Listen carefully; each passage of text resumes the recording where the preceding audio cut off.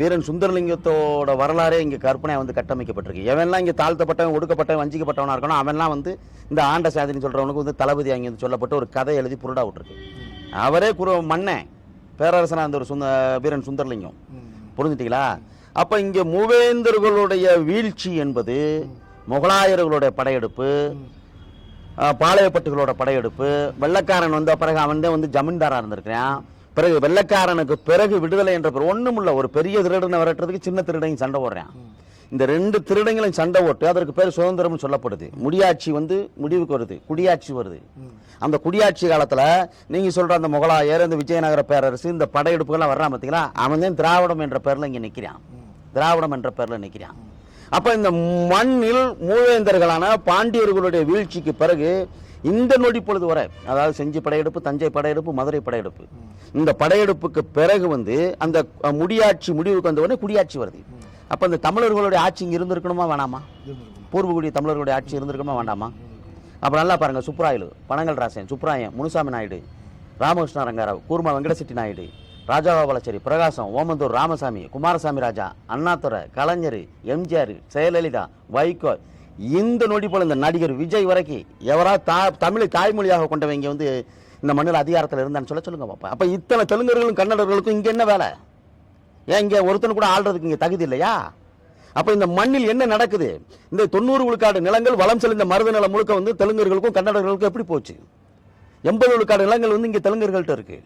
பல்லர்பாளையம் என்று சொல்லப்படுகிற ராஜபாளையம், அந்த பகுதியில் உள்ள நிலப்பரப்பு உள்ள தேனி, திண்டுக்கல், மதுரை, ராமநாதபுரம், இதை சேர்ந்து வளம் செலுந்த பகுதி காவேரியும் பொருணையாரும் ஓடிய இந்த பகுதி, வைகை ஓடிய பகுதி முழுக்க முழுக்க எப்படி தெலுங்கர்களுக்கு போச்சு? அப்ப இங்க என்ன நடந்திருக்கு? அப்ப அதற்கு முன்பாக நிலவுடைமை சமூகமா இருந்த பல்லர்கள் வந்து எப்படி நிலம் வளர்ந்தான்? அப்ப இந்த போர், நீங்கள் சொன்ன அத்தனை படையெடுப்பு என்பது பாண்டியர்களுக்கு எதிராக மட்டுமல்ல அப்படின்னு நம்ம சுருக்கிட முடியாது. இது தமிழர்களுக்கு எதிரானது மட்டும் சொல்லிட முடியாது. இது பல்லர்களுக்கான ஒரு போர் தான் அத்தனையும். இப்போ நீங்கள் தான் சொல்கிறீங்க, சுந்தரலிங்கம் போன்றவர்கள் வந்து ஒரு ராஜாவாக வாழ்ந்தாங்க, ஒரு பெரிய ஆளுமை கொண்ட ராஜாவாக வாழ்ந்தாங்கன்ட்டு. ஆனால் வந்து வரலாற்று ஆய்வுகள்லாம் அவங்க வந்து ஒரு படையின் ஒரு தனிப்பட்ட ஒரு படைக்கு தளபதியாக தான் வாழ்ந்ததாக வந்து சரித்திரம் சொல்லுது. அதை நீங்கள் எப்படி பார்க்குறீங்க? அதான் இங்கே எஸ்சினா தளபதி, புரிஞ்சுட்டீங்களா? இங்கே எஸ்சினா தளபதி. அப்போ ஒரு வரலாற்றில் வந்து சேர சோழ பாண்டியர்னா ஆண்ட சாதி, புரிஞ்சுட்டீங்களா? இந்த உளவியல் சிக்கல் ஒன்று இங்கே இருக்குது.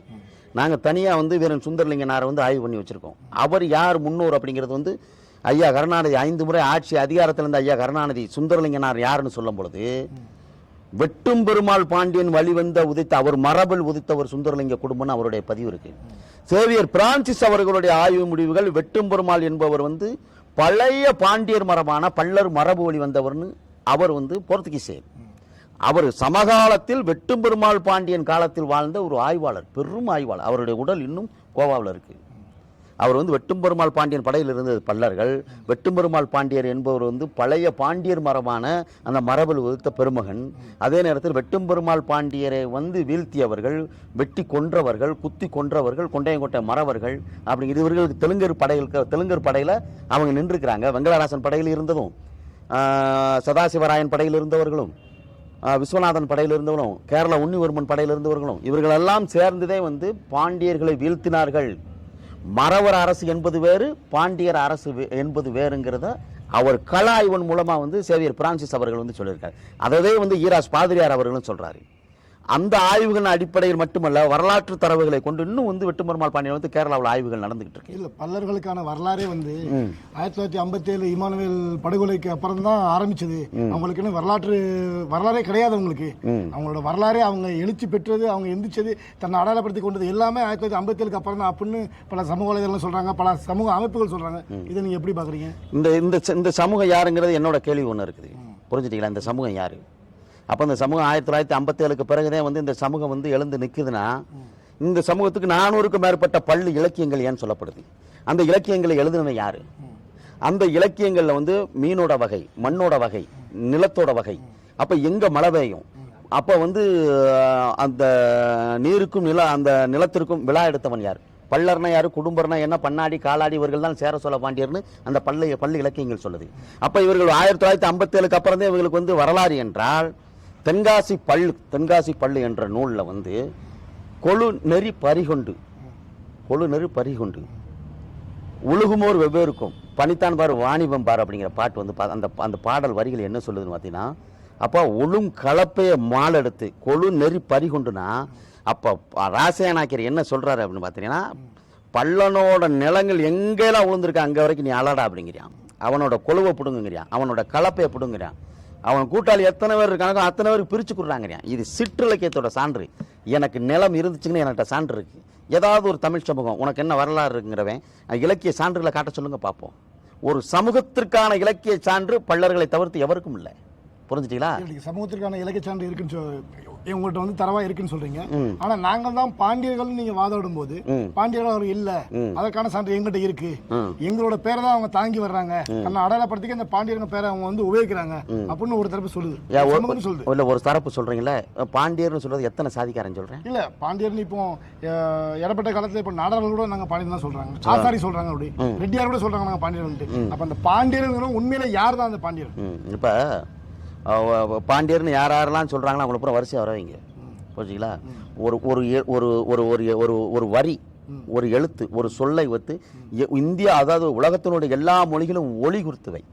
தமிழ் ஒன்றுதான் மொழி குறித்தது. சிறப்பு லா என்பது எங்கேயும் இருக்காது. அப்ப ஒரு சொல்லுக்கான பொருள் எங்க இருக்கு அப்படின்னா தான் தமிழ்ல தான் இருக்கும். அப்ப அரங்கேற்றப்பட்டது கல்வெட்டு கிடையாது. கல்வெட்டை மட்டும் எடுத்துட்டு வந்து ஓடியாருவான், இந்த இருக்கு வர அப்படின்னு. அரங்கேற்றப்பட்டது தமிழ். கல்வெட்டு அரங்கேற்றப்பட்டதல்ல, அது ஆய்வாளர்களுடைய கூற்று, அவர்கள் சேர்ந்து முடிவெடுக்கக்கூடியது.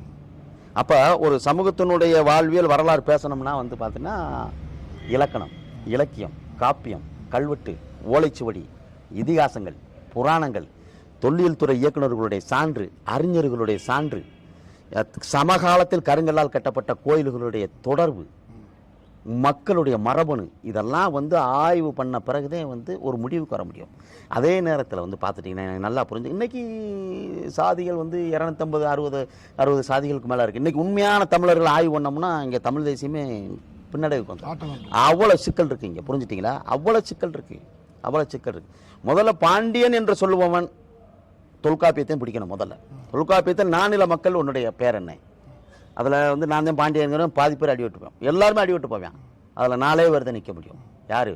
ஒன்று குறவன், இன்னொன்று இடையன், இன்னொன்று பள்ளன், இன்னொன்று சம்பளவன்.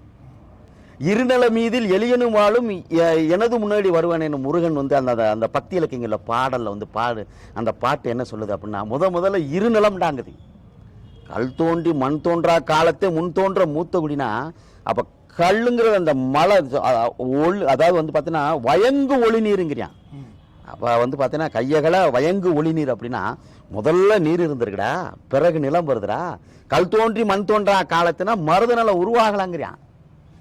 வெறும் மழை மட்டும்தான் இருந்துச்சுங்கிறான். அப்போ பல நூற்றாண்டு காலமாக பல மில்லியன் ஆண்டுகளாக பெய்த மலைகள், கள்ளிச்செடியின் வளர்ச்சி, பாறைகளுடைய மோதல், இடி மின்னல்லாம் வந்து கொஞ்சம் கொஞ்சமாக அந்த கடல் நீர் குறைய ஒரு நிலம் உருவானது. அது மருதண்டாங்கிறது. அது இடைப்பட்டதே இடைநிலம் வந்ததா சொல்லப்படுது. புரிஞ்சுட்டீங்களா? இந்த இடைநிலமா சொல்லப்படுது. அப்போ இந்த வாழ்வியல் வரலாறு மருதத்தோட துணை நிலம் வந்து நெய்தல் வருது. அப்போ நான் யாரெல்லாம் பாண்டியன் சொல்கிறேன் பார்த்தீங்களா, முதல்ல பாண்டியனுக்கான விளக்கம் என்ன?